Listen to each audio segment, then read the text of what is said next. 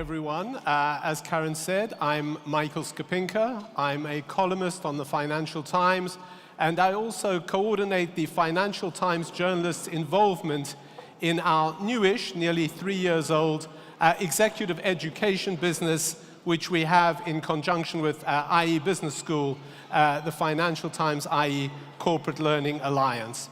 Our subject, as you've been told, is the new challenge to enterprise leaders.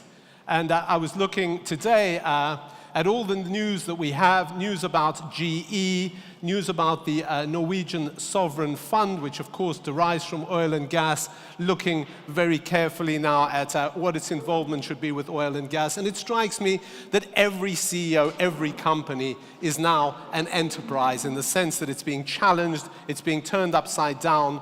My own business, the news business, has certainly been severely disrupted. One of the speakers said earlier today that really what we do and the way we debate and the way we discuss things has not changed all that much. And if Socrates walked into this room now, he'd be pretty well able to work out what's going on. Well, I sometimes think, having been at the Financial Times for over 30 years, as I listen to the meetings and the things that my colleagues are discussing, that when I first arrived at the Financial Times, I wouldn't have understood one single word of what was being said in our discussions today. When we talk about how our readers during the course of the day move from their mobiles to their tablets to their desktops back to their mobiles, how we track them, how we're going to embed interactive video in our articles, I would have understood what that meant, but it would have struck me at that time as something from the realms of science fiction. And yet, here we are. I think we're all enterprise leaders today. So let me introduce our panel. Starting right at the end is Sydney Finkelstein, Professor of Management at the Tuck School of Business, Dartmouth College. Next to Sydney is Tammy Erickson, Adjunct Professor of Organisational Behaviour at London Business School. Immediately next to me is Guillaume Alvarez, Senior Vice President for EMEA at Steelcase. And at the end is Joan, founder of a very interesting outfit called Why Millennials Matter. Well worth looking at their website, I should say. What we're going to do is we're going to have a brief introduction from each of our speakers, and following that we're going to have a general discussion. There won't be time in this panel for questions from you, but please do keep a note of your questions as we go through the day, as we go through the panel session, because there'll be time to ask them later on. So, if we can move on to the presentations from each of our panelists, starting with you, Sydney. Thank you very much. Good afternoon, everyone. It's a pleasure to be with you. The theme of growth and inclusive prosperity. Every senior executive thinks about this, every leader thinks about this, but there are two really difficult challenges that have to be faced. Number one, look at employee engagement scores. You want to talk about a disaster. The numbers are awful. And that, of course, is a business problem, but you know what else it is? It's actually a moral failing of organizations. That so many people go to work every day and they hate their jobs. They're not fulfilled by their jobs. And in fact, the one thing we know about what leads to happiness is meaning. When people have meaning out of their lives, meaning out of work, it's one of the most important things they can possibly do. I look at these employee engagement scores and the moral failing of organizations to push that forward and to create a work environment that enables people to feel at least somewhat more fulfilled at work to be an absolute disaster, and one of the things that makes inclusiveness so difficult. The second thing is around change, and Michael referenced some of the changes and disruptive influences that are going on in the GEs of the world and pretty much every marketplace as well. And how do you build an organization that's really all about change? Well, let me share with you 5 quick ideas on how to do that. And these ideas are based on research that I've been engaged in over the last literally 10 years on some of the world's greatest leaders, some of the things that they've done that have really made a difference, all around this theme of super bosses, if you will. So number one, you have to start with great talent, right? Everyone needs to have the absolute best talent. What have we learned from these great leaders about what makes for the best talent versus okay talent? Well, You want smart people, of course, you want intelligence, but it's not just IQ, it's emotional intelligence, right? And more today, I think technological intelligence is important. And that doesn't just mean understanding technology, it means understanding the questions to ask, to try to make sure that you're informed as a leader on how those technologies are shifting and changing so that you can be in a better position of adapting and adjusting to that. The other thing about talent that I found that I think is not really fully appreciated by a lot of corporate leaders is, where are you finding talent? Where are you sourcing talent? Where are people coming from? And I like to think about untapped talent pools, areas that others maybe haven't really looked at very closely. So for example, there's a famous advertising agency that was really big in the 1960s, 70s, 80s, into the 90s.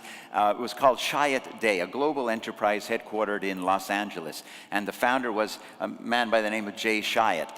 He looked around, and by the way, if you've ever watched Mad Men, you know what I'm about to say. What was missing at the very top of advertising agencies during that entire era, both on the creative side and on the business side, turns out to have been women. There were very few women that were in senior executive positions. Jay Chiat saw that, and he said, well, that's crazy, and he created an entire pipeline that created opportunities for high potential women to move into that company, and as a result, when you track the leadership teams at Chiat Day compared to every other advertising agency in the world, for a good 25 years, there were more women in senior executive positions. I call that an untapped talent pool.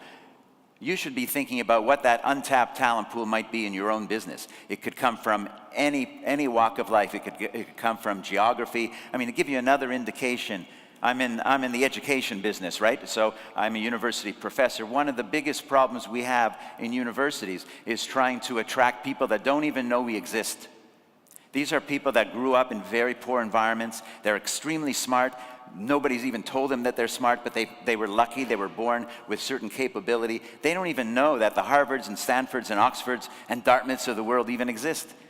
We need to find them. That's a tremendous untapped talent pool. You know, you want to talk about inclusiveness. You want to create opportunities for people to have a prosperous life. Finding people that are not getting that opportunity, finding the best of those people is an unbelievable opportunity. So, number one is around talent. Number two is around motivation.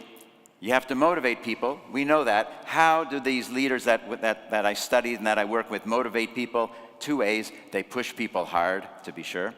They raise the bar. You know, it's the old story. If you don't ask for excellence, you can be sure you're not going to get excellence. It's the one thing you can be sure of. You can demand a lot. You might not always get everything, but if you have lower standards, other people are going to be happy meeting those lower standards.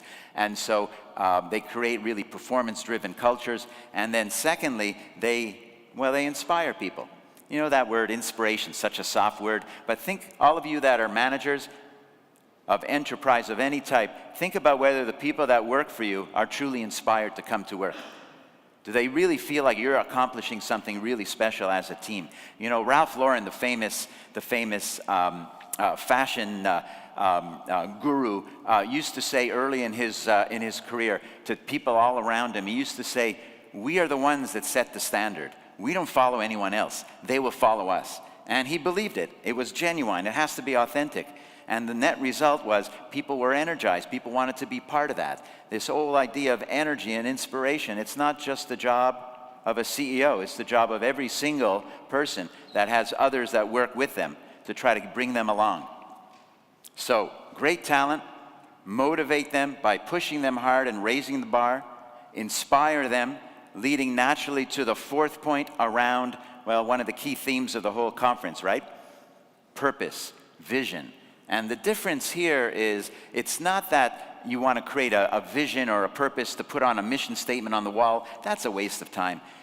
The best purpose, the real meaningful ones, they come from inside. They're part of who you are. So for example, it's about this woman that grew up in California. After college, she moves to France. She lives the French lifestyle. She's into food. She goes to the local markets. She gets inspired by the fresh food, by the farm-to-table kind of organic food, sustainably grown, all those things that we know to be common to food today. She's doing this in 1970 when in America, people didn't have any idea about eating that way. And she gets a vision. She gets a purpose. Her purpose is, I'm going to come back to America and I'm going to open up a restaurant and I'm going to teach America and Americans how to eat differently. I mean, that's a crazy purpose. But she did it. Her name is Alice Waters. She opened up a restaurant called Chef Penny's Restaurant. If you're not familiar with it, most Michelin star chefs throughout Europe have spent time in her restaurant to see what she does. That's the level we're talking about. And along the way, she has produced some of the world's greatest talent in the entire restaurant business. And so a really meaningful purpose that comes from inside, and it's not just slapped on a wall that everybody could see through. And then finally, number 5, well, you have to unleash the creativity of the people that work for you. You want to do everything you possibly can so the people that are working for you and with you on a day-to-day basis, that they come ready to play, that every person counts. We'll hear a lot about millennials. I'm really looking forward to it. I suspect one of the characteristics that Joan will share with us is going to be people want to count. They want to make a difference. Well, when you work for a leader that does some of the things that I've been describing, every person can make a difference. So when there's an issue that's out there, it is considered an opportunity, not a threat. These leaders want to hear what people say. They want your ideas. If they need to create a new project, if they're looking for innovation, they don't create an ad hoc innovation team. Because innovation is standard practice. Creativity is standard practice day after day after day. Okay, Sydney. So if you put all of that together, we have the key elements that I think will help solve these problems of engagement and change. People that care about what they're doing, and an organization where people are truly feel like they can change and they can adapt and they can adjust. Thank you very much.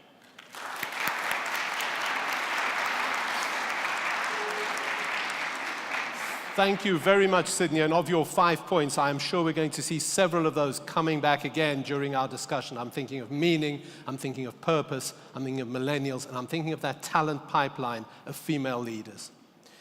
Tammy. Thank you.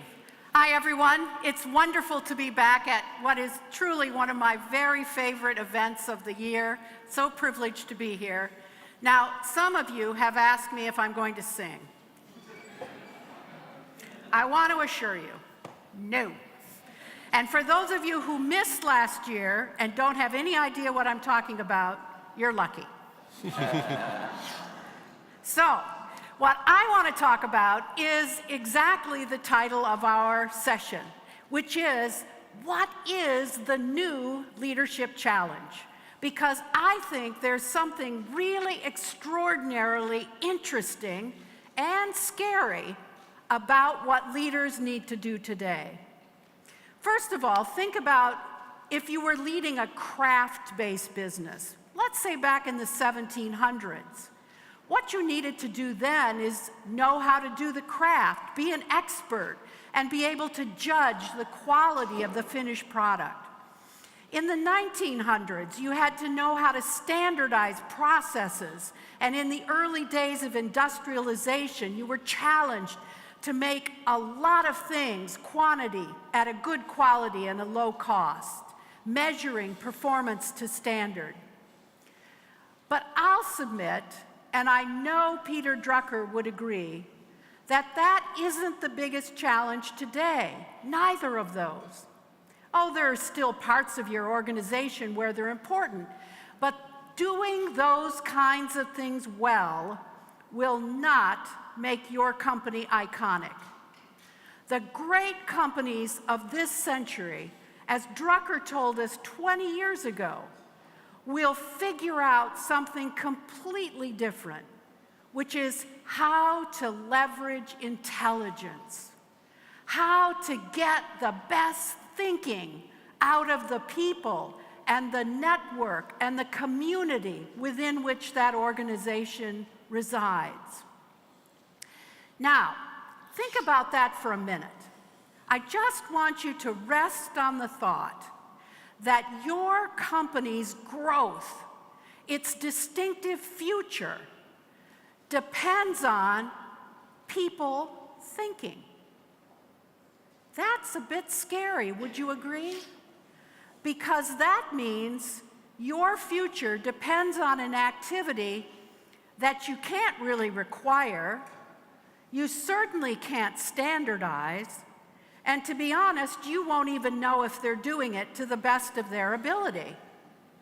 Oh, you can hire me and say, Tammy, we want you to come up with new ideas. And I'll tell you, I worked as hard as I could this week. I really gave it some thought. Didn't come up with anything, but I did my best. You'd have no idea. So your challenge is not to require people, not to try to tell people exactly what to do.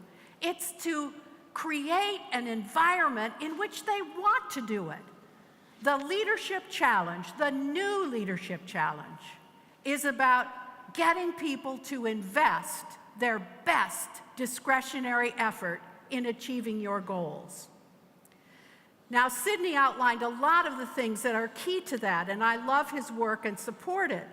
I want to peel it down a layer and give you some ideas about very specific capabilities that I find leaders who do this well exhibit. This comes from studying many companies over many years, some of whom were very innovative, really good at getting people to think of new ideas, and some which weren't. Some who were really good at getting people to share information or detect patterns, and some who weren't.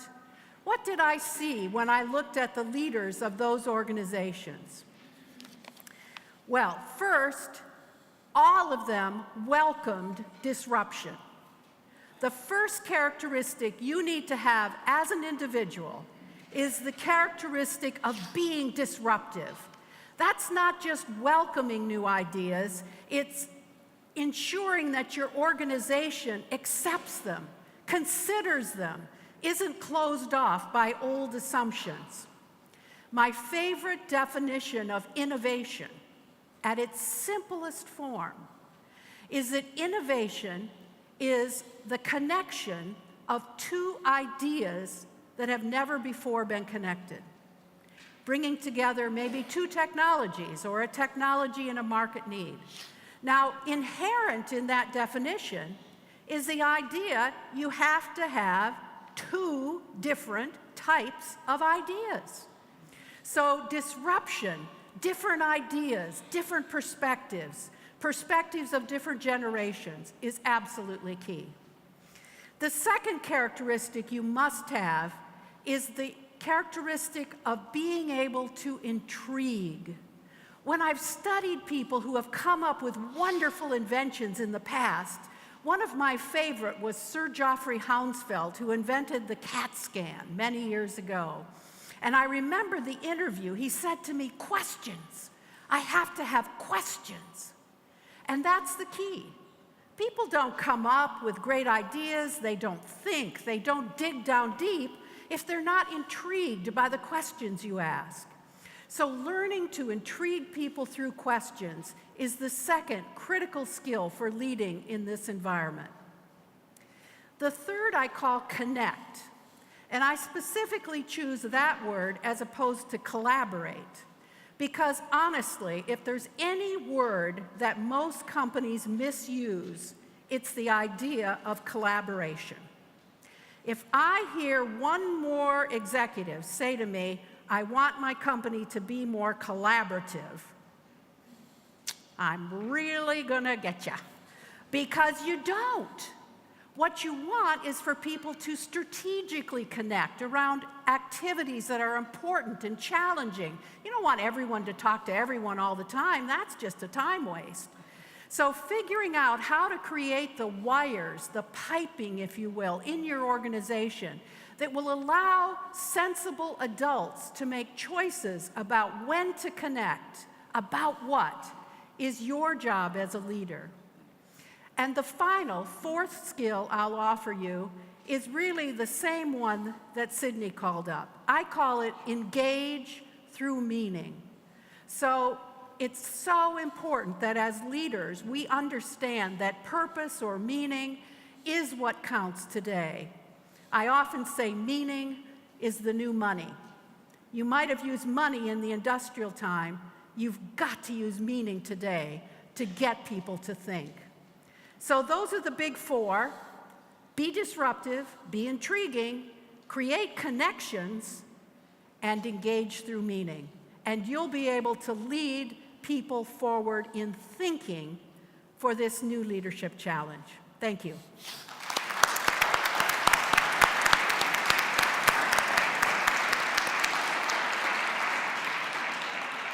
Thank you very much, Tammy. And as you said, you really did build on what Sydney said about meaning and purpose. Meaning, as you said, is the new money. And I was also very struck by one of the other things you said, that the purpose of leadership is to create an environment in which people want to do things attached to that meaning. Now, we're going to have a on-the-ground business view of what we've heard, and we're going to get that from Guillaume. Who's going to remain seated? So a couple of years ago, we wanted to better understand how graduates from our education systems viewed their passage into adulthood and into the workforce.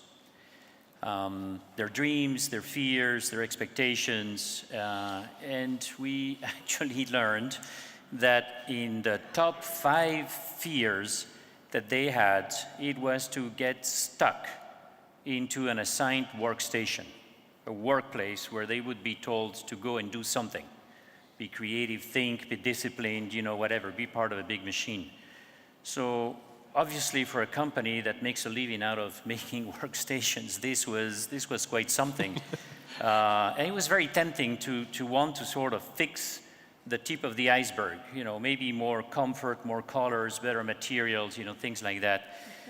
But obviously, as we started to think more deeply about the problem, we realized that this was just an expression of the bigger problem that we have today in corporations, which is it is not very exciting to go to work every day in a large corporation if you are not empowered, if you don't have a voice, if you don't have the right level of diversity, if you don't have an engaging environment, and in particular, if you don't have leaders that really give you this feel that the two of you talked about, that you want to do something special for the company that is employing you. So we thought we had to do something about that in 2 ways. One, for our own company, because we do run a business, so we need to attract young people. We need to keep them, and we also need to make sure that our more senior employees continue to be motivated and feel good about coming to our company. But we also had to think through, okay, if the individual workstation is something that is going to disappear in the benefit of something else, maybe more fluid, more motivating, then what is it, and how are we going to invent what it is? So we started from a point of view that actually really found its source into a lot of the Peter Drucker ideas. One is that leadership should not get in the way or make it harder. 2, that if you are a leader, you really are not, it's not about privilege, it's about responsibility. And 3, that you need to succeed with ordinary people. That's a fundamental, I think, idea, is ordinary people need to be able to come up with the ideas and the energy. Then we looked around us and we saw, like Sydney mentioned, that the level of disengagement is at an all-time high. In fact, it's about 70% across the world. In Western Europe, it's much worse than that, actually. The level of engagement is much lower. It's into the single digit. And it's not just that many people are disengaged. These many people are actively disengaged. They work against the system. They drag their feet. We also looked at the fact that there is a growing amount of skepticism in the world today, and a growing maybe lack of attention into what leadership says. For example, a couple of years ago, the leader of a very large consulting firm who's based in Europe told me that he had just realized that the monthly word that he was sending to his thousands of employees around the world was actually not read by many people. More than 75% of these emails were never opened, or they were actually deleted before they were opened. So if the words don't really work anymore in a corporate environment, then the only option that you have is actually for your teammates, for your employees, to draw their own conclusion and to actually get to that point by going through sort of an experience-driven approach. And what we mean by that is it's everything that an employee feels and sees, not just hears, it's the way he's treated, the sort of environment that he gets, how leadership is interacting with him, then has to create the belief that what the company culture wants to be is true. And this is the culture that everyone, including leadership, is adopting and role modeling. These beliefs, they turn into the behaviors that we're all looking for. And of course, these behaviors, they turn into the results that we're looking for: new ideas, customer care, attachment, and engagement. So for us, the second part, going back to our challenge, which is how do we invent the future of where people are going to work and interact with each other, we actually decided to regroup all the people that we had scattered around Europe thinking about these issues, from sociologists to psychologists, but welding engineers, material engineers, so really a lot of talented people, and put them into one single campus. And then to sort of make sure that in that new environment, they would not only have the tools to actually do their work, but that we would declare and practice the fact that we all learn and we all teach all the time. You don't go to a classroom to learn. You have to learn throughout the day. And the very best way to actually ensure that this would be a leadership opportunity to create the experience, we actually moved our leadership teams in these environments. So we don't have a headquarter where the leaders are waiting for innovative ideas, and then an innovation center where people are scratching their head thinking about how to get there. Leadership is sitting in the middle of the innovation center, modeling the behavior. So obviously, the belief was not instant. In our previous building, you needed a badge to enter the leadership building. You had to go to the second floor. You needed your badge again to enter into the second floor, and then you were faced with an assistant that would ask you what you wanted. And you would see in the end the leaders in their private offices with their door closed, right? So when we decided to put the leadership in this learning and innovation center in the open, we also wanted it to be not just in an open environment, but in a place where people walk by. Because we had learned in previous experiments that if you're in the open, in a place where no one goes, it doesn't really solve your problem. No one's going to go there, right? And it's going to be very awkward for someone to venture into a place where there is nothing to do. So our leadership teams actually in between the entrance of the campus and the place where people go to get a cup of coffee or a snack or a muffin or a pretzel, because this building is actually in Munich. And it did take some time. It actually took some time for the people to dare looking at you in the eyes, and then it took another few weeks for them to smile and stop by, and a couple of months into the experiment, and of course these interactions are taking place. People are stopping and discussing, and then of course they're starting to raise the issues that they're faced with and the challenges that they have and the very practical things that they need help with.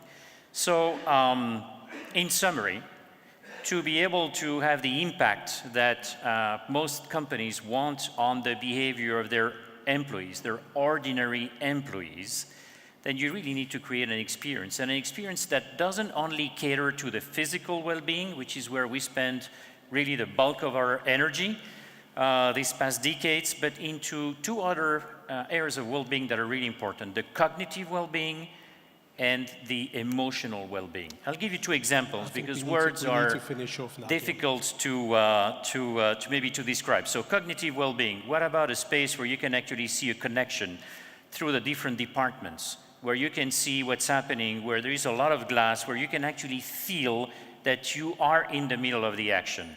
And what about a space where you create the emotional well-being by allowing the people to have this little moment of delight? It's not about foosball tables, not about ping pong table. It's about allowing the people to get some fresh air, to be in the outside and to be able to enjoy.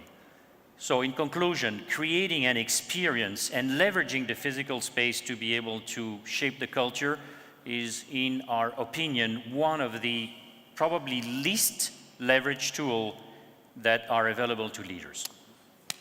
Thank you.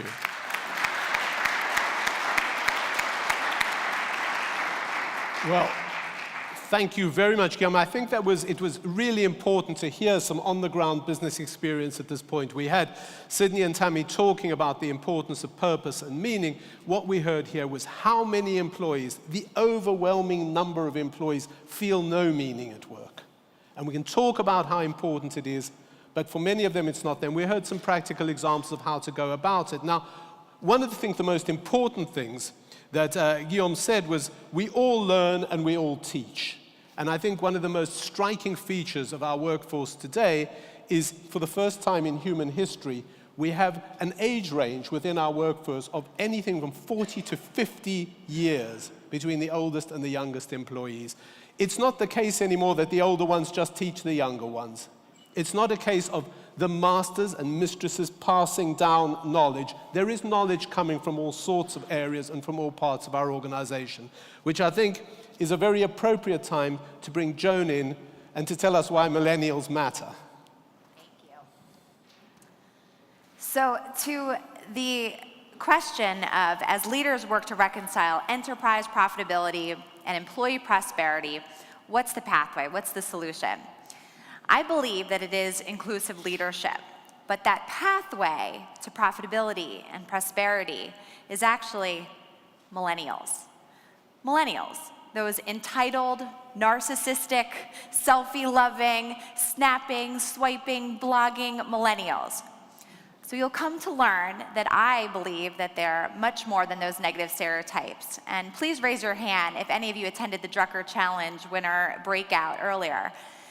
You would have seen the talented and brilliant millennials amongst us, and I also challenge all of you to spend some time with them before you leave Vienna. I spend a lot of time on college campuses and with early career professionals in some of the largest companies in the world to some of the smallest startups. I am quite bullish that millennials have the potential to disrupt workplace dynamics and make way for those inclusive leadership behaviors that Tammy mentioned. So over the last couple years, I've led 3 global studies. The first was around millennials. What's their values? What motivates them? What's holding them back from getting the success that they desire? And we studied 7 global growth hubs: the US, UK, Hong Kong, China, Germany, Brazil, and India. The second study was around how women advance in the workforce. What are the enablers and barriers to their success and representation? The third right now is around minorities, beginning with African American, Hispanic, Indian, and Chinese employees. So research is so important, right? But putting those insights into action is critical, and that's what I want to share. So millennials are the future. In less than 10 years, 3 out of 4 employees in the global workforce are going to be millennials. This is happening at a time when, in just the next couple years, 30 to 40% of baby boomers are expected to retire. So that exodus of talent leaves a ton of positions open. Who's poised to lead? Well, Gen X has certainly waited their turn long enough, but they're an unusually small cohort. It's millennials. So when you look at millennials, who are they? Well, certainly they're ambitious, but they're also really eager to learn. We have 6.75 million millennials that are taking online courses. They are leading that online learning movement. 1 out of 4 millennials under the age of 29 are balancing both work and school, probably because of those rising costs of education. We all know that they are digital natives, and certainly that has changed how they think and process information, but it actually has influenced how they trust and remember user-generated content, 50% more so than traditional sources. But that last point up there, when you think about the seismic shifts of a generation, what truly shapes their values, it's not them being digital natives. It's actually the growing inequality around the world. So in the US, our nation has become 3 times more unequal since the day the first millennials were born. And that divide between who has privilege and who doesn't is becoming steeper. And sometimes it's more challenging in situations than that we see of gender and possibly even race. So that triggers something deep in millennials. So with our study, again, in those 7 global growth hubs, well, what did we learn universally? What motivates them? I don't think these things are going to surprise you, that they want meaning and purpose, and they want high compensation and recognition. But it's how they define those things that starts to separate the myth from reality. Meaning and purpose. So everybody always thinks they need this steady diet of passion and altruism, and they want to save the world. But in our study, 71% of millennials said that achieving the goals set before them, for themselves and for their team, that's an aspect of meaning and purpose. This deep alignment to your organization's mission. They want to be a valued contributor. That's why they want to be closer to their bosses and their team members and have a space that inspires them to have that collaboration. Earlier this year, Columbia Business School had hired us to help them evolve their strategy around communicating with their millennial-dominated student body.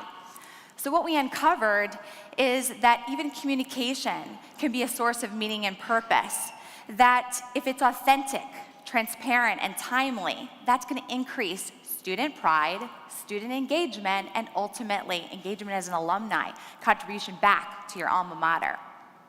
The second point about high compensation, millennials have a bad rap when it comes to money. We think that they're money hungry, they want titles, pay hikes, promotions all the time, but actually they just want that financial security that was not afforded to them.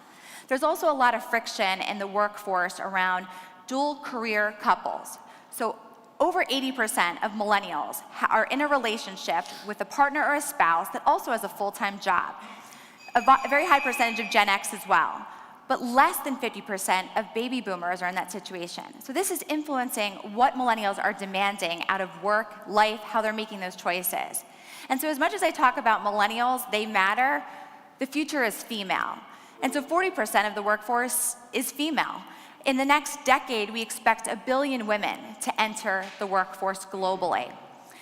Young women today are bombarded with all these empowering mantras of lean in and band bossy, be bossy, sorry not sorry, girl boss, right? But this is an insight that shook me to my core in our research. When we asked if you were offered a senior leadership position tomorrow, millennial women were 50% more likely to turn it down than millennial men. So digging deeper, what happened to that career confidence that we see, that we hear, that we are embedding in them in the media? It's that seeing is believing. They're still not seeing women that have it all at the top of these corporations, the top of our Fortune 500 companies. They're also seeing the values and the practices of leaders not be inclusive, which is what they want, which is what they demand. We're not seeing enough of those beneficial, family-friendly policies that actually allow you to achieve what you want out of work and life. So what is inclusive leadership? Inclusive leadership means having the ability to leverage diverse perspectives to win in the marketplace. It means being as a leader so self-aware that you know that your personal experiences are shaping your values and that you have to figure out how to cultivate a speak-up culture. Why are millennials going to be the pathway to inclusive leadership? Well, first off, almost half identify with a race or ethnicity that's non-white. They're the most diverse generation in history. I also think they're the most tolerant generation in history. A study through the Center for Talent Innovation found that when asking employees about their perceived level of comfort with people of diverse backgrounds, 78% of millennials felt very comfortable with people of diverse backgrounds, versus 27% of baby boomers. That gap widened when asked about perceived comfort around those with different sexual orientations. So inclusive leadership is really important. Here's 4 examples. One is mentorship. Now, please. I will. I think you can tell that relationships matter, mentorship and sponsorship. So I did want to end with one question and one challenge. The question is, what percentage of your time are you spending with rising stars, early career professionals in your organization? Even the Drucker Challenge winners here today. The challenge is, since I know many of you attend the forum often, is that next year you bring someone in the first decade of their career, either your company sponsors them or you yourself. I think that's what's going to ultimately change the conversation. Thank you. Thanks very much.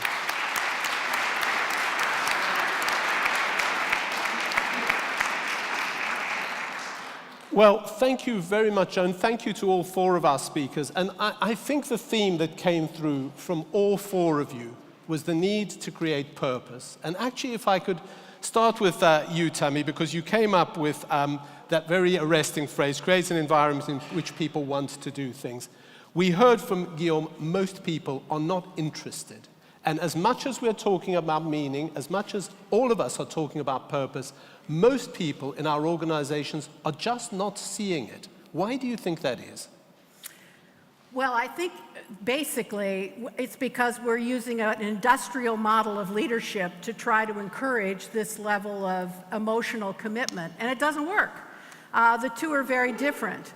If you are telling people, this is what I want you to do, and I'm going to watch you do it because I don't really trust that you're going to do it right, you've killed it right there. And that's at the heart, I think, of a lot of the engagement scores we see.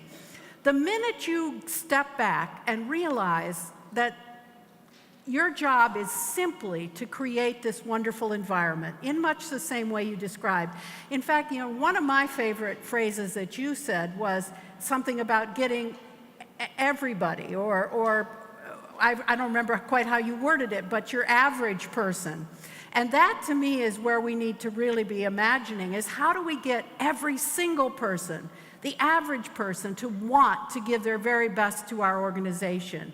And that's through this whole idea of creating a trust-based, a respectful, and adult-based, engaging environment.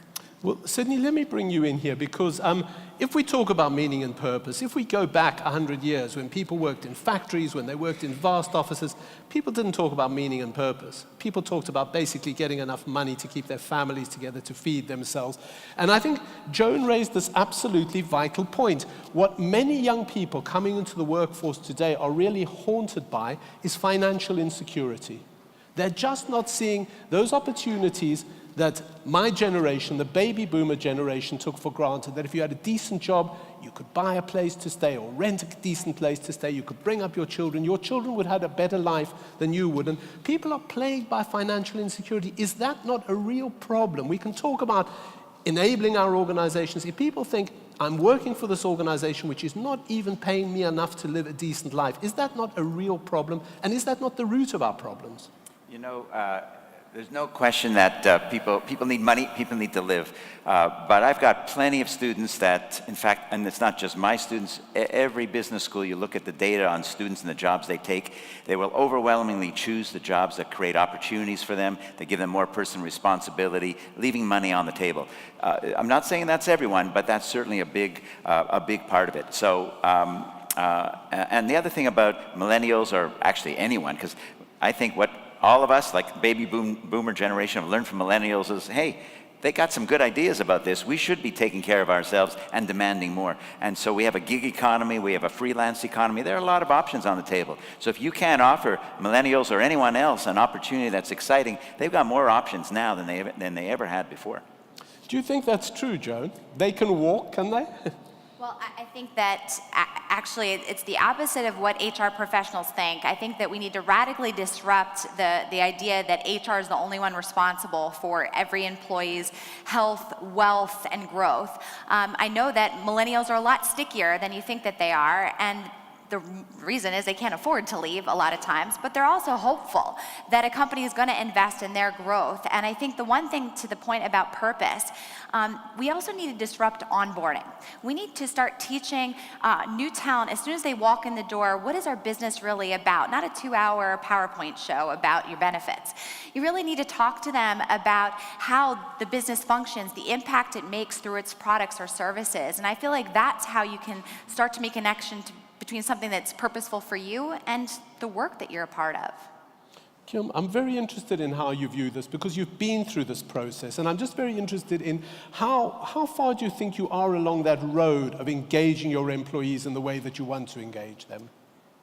So that is quite a challenging question because I don't think there is an end to that road, right? As you progress, the end post keeps moving further. And I think that's like anything else that we do in business, is as you make progress on a certain front, someone else or the environment is sort of pushing you to go further. So how do you know that you're actually making progress? And I think it's simple, tangible things. If I may maybe share with you a little anecdote that sometimes the intentions are great, but maybe the execution's not intentional enough. A couple of months ago, I was with a newly named CEO of a large car manufacturer here in Germany. And in that company, there is an issue around engagement and trust. And so he was sharing with me that one of his very first things that he wanted to do was to actually have lunch with the employees in the employee cafeteria. That sounds really good, right? But he realized very quickly that every time he went to the cafeteria, there was like a movement of people to move away from him. And if he was to pick a table where he was alone, no one would come.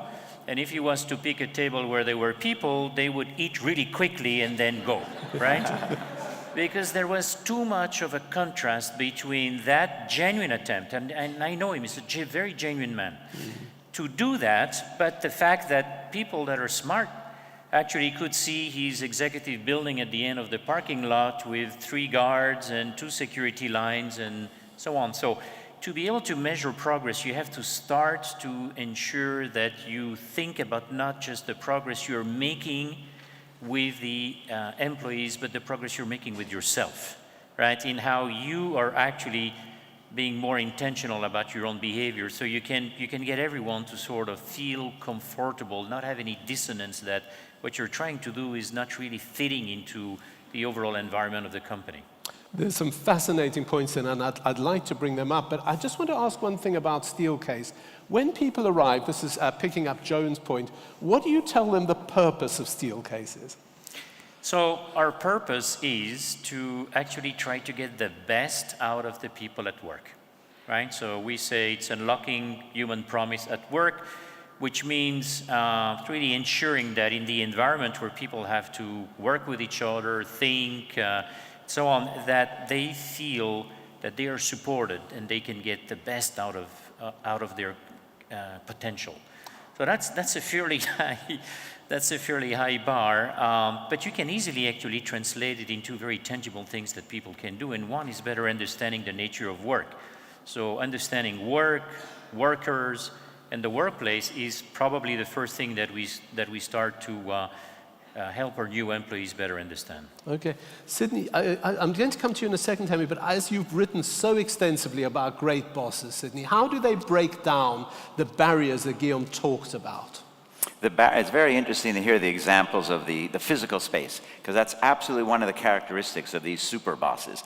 They hate hierarchy.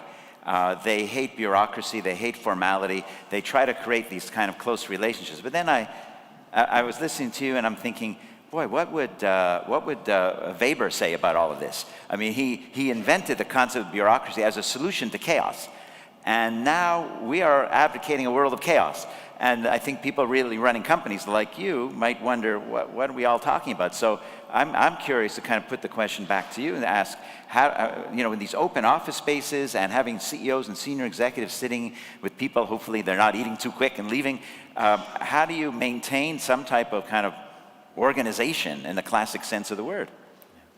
So you need a clear purpose. That's the first piece, right? So you can't organize something if you don't have a clear purpose, and it's not that easy. Your question is a very profound one, because we thought for a long time, what is the purpose of our organization? So if it's to make things, there are thousands of companies that make really beautiful things, right? Maybe better, maybe not as good, but the purpose then becomes creating better environment for the people to work in a smarter way.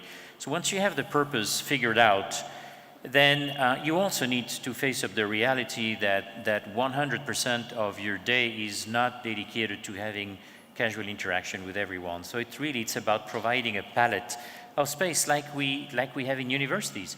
There are places to study, there are places to think, there are places to do teamwork, there are places to teach, places to learn, places to relax.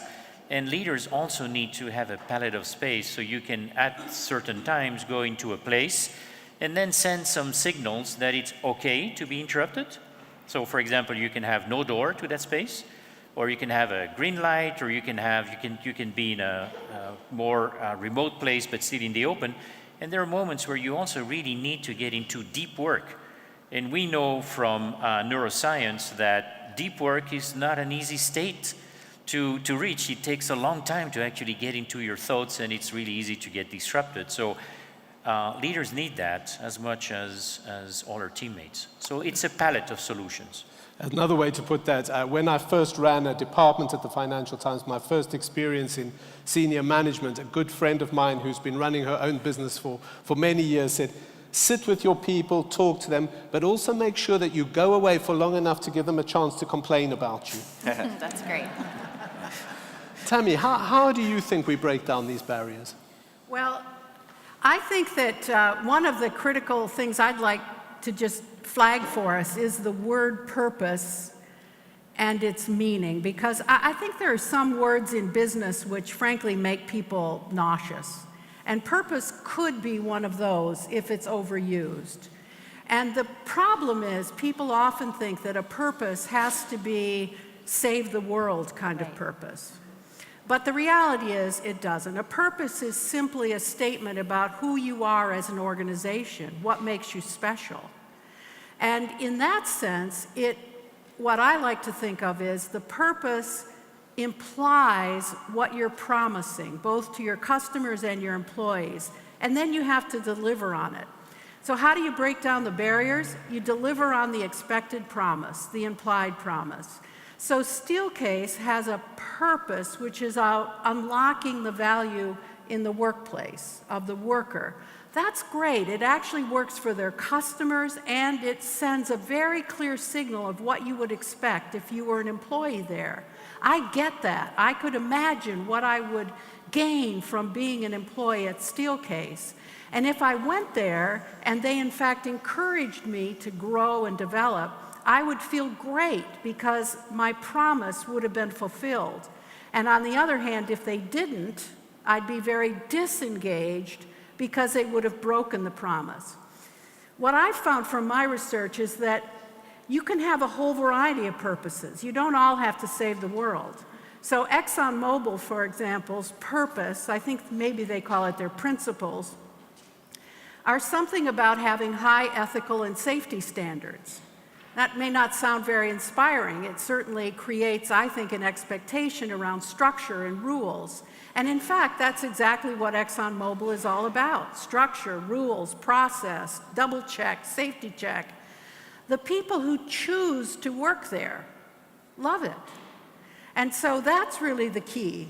It's not that you have to be any one thing, but you have to know who you are, and you have to promise something to your employees and then keep your promise, so that what they expect when they join you is what they actually find.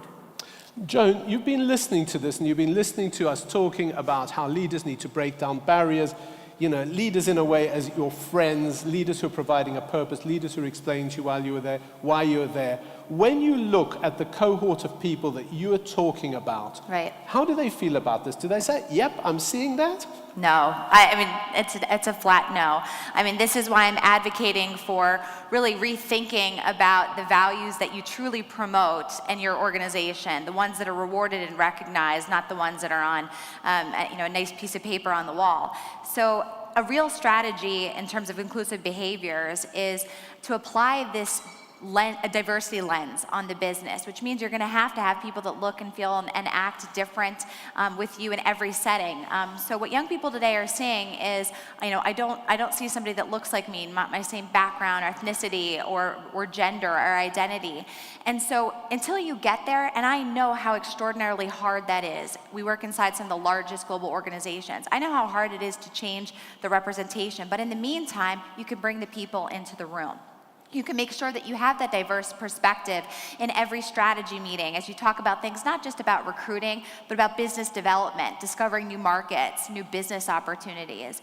And so one of the strategies I said is, as a leader, you're still only, the dimensions that you bring to the table of your personal experiences.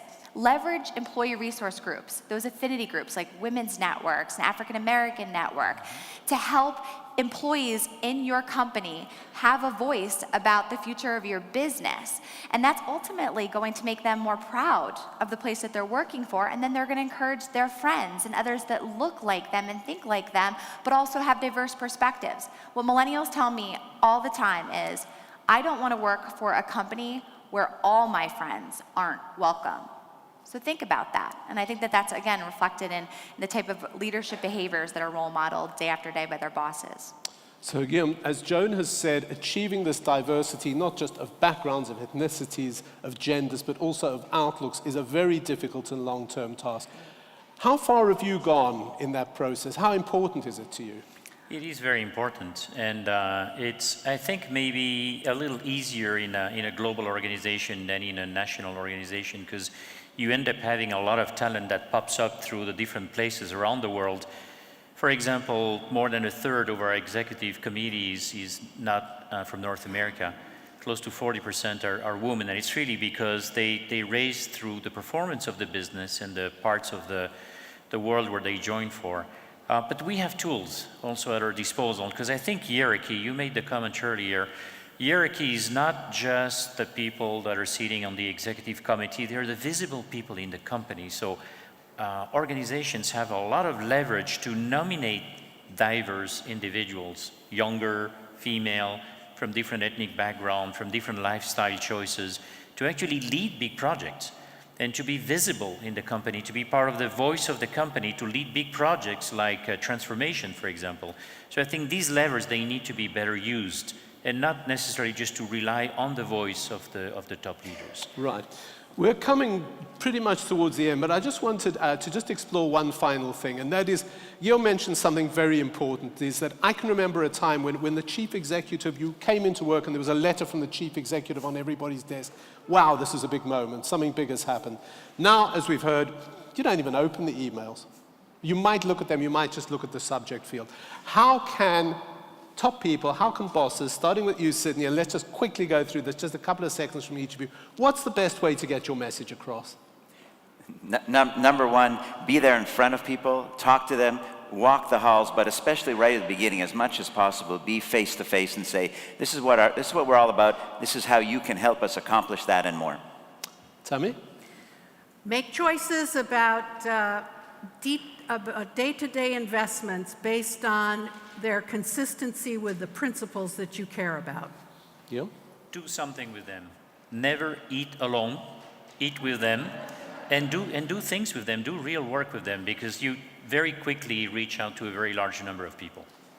So I think that leadership shouldn't be in hierarchy, it should be circular. So I think that they absolutely have to spend the time. I think they have to role model the behaviors, and they have to hold other leaders in the organization accountable when they aren't encouraging a speak-up culture and aren't encouraging diversity and that inclusion. Thanks. So we started out, I think, at a sort of very high level, meaning, purpose. And what we got down to in the end, and I think the most valuable lesson I think I've learned today, is never eat alone.